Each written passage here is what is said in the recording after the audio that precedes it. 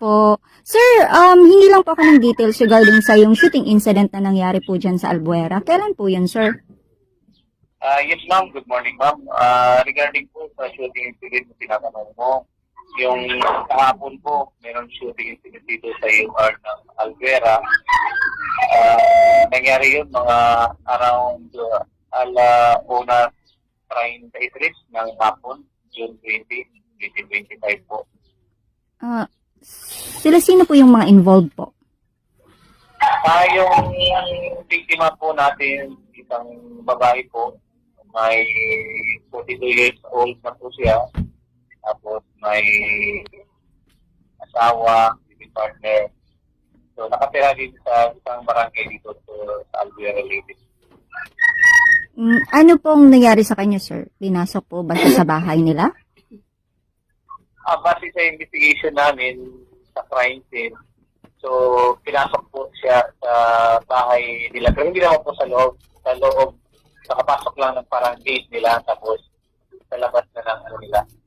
So, magkakapit na sa middle, kasi yung bahay nila, dito, sakto lang yung gate, tapos pagpasok mo, diretso na sa loob ng bahay.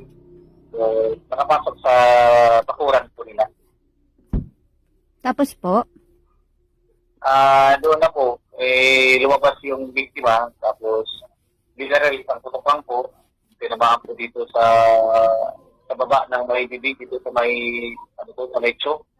Tapos, lumabas po dito sa likuran, dito sa may batok niya. Dito sa likod ng ulo po. Isang tama lang ng bala.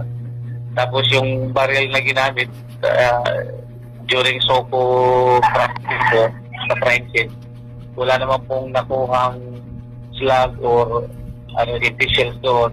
So, ang probability po, yung ginamit ng suspect sa pagbaril sa biktima po natin, it's either, according to Soko, it's either a revolver. So, kasi wala pong naiwan na pati po sa crime scene. Dead on the spot po agad, sir, yung biktima? Yes po, ma'am. Dead on the spot po. So, after that, na-respondan namin kaagad, pero hindi na po na magana sa hospital kasi nagkakaroon kami ng assistance na ma-declare or makita ng talaga, na siya talaga. Dead on the spot. Opo. Nakilala po ba, sir, kung sino yung bumaril po sa kanya? Yung suspect po natin o yung bumaril sa kanya, riding in tandem po. So sa ngayon